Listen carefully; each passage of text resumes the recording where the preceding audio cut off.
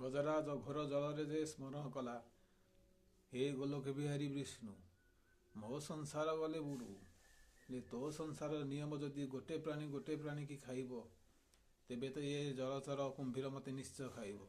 କିନ୍ତୁ ମୋର ଏତିକି ମିନତି ହେ ଜନାର୍ଦ୍ଦନ, ଇଏ ମୋତେ ଖାଇବା ପୂର୍ବରୁ ତୁ ମୋ ଆତ୍ମାରେ ଯେଉଁ ବସିଛୁ ତୁ ବାହାରି ଯା। କାରଣ ଜଗତ ତତେ ନ ନିନ୍ଦୁ, ଶ୍ରୀହରି କି ଖାଇଲା, ଏହା ମୁଁ ସହିପାରିବିନି ପ୍ରଭୁ। ମୁଁ ଏତେ ବଡ଼ ପ୍ରାଣୀ ହେଲେ ମଧ୍ୟ ମୁଁ କେବେ କାହା ଜୀବ ମାରି ଖାଇ ନାହିଁ।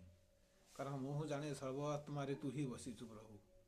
ଆଜ୍ଞା, ଏତିକି କହିଲା ପରେ ଗଜରାଜ କମ୍ପିଲା ଗୋଲଖପୁର, କମ୍ପିଲା ଗଗନ, କମ୍ପିଲା ଧରତ୍ରୀ।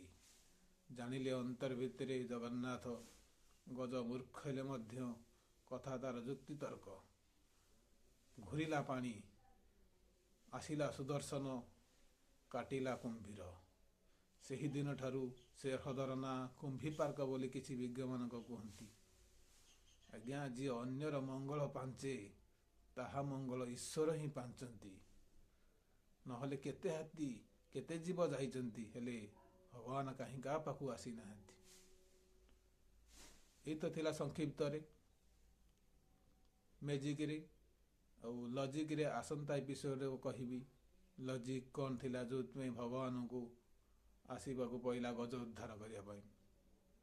ସେ ପର୍ଯ୍ୟନ୍ତ ସର୍ବେ ଭବନ୍ତୁ ସୁଖିନୋ, ସର୍ବେ ସନ୍ତୁ ନିରାମୟା, ସର୍ବେ ଭଦ୍ରାଣୀ ନ ପଶ୍ୟନ୍ତୁ, ମା କଶ୍ଚିତ୍ ଦୁଃଖ ଭାଗ ଭବେତ୍। ଜୟ ଜଗନ୍ନାଥ।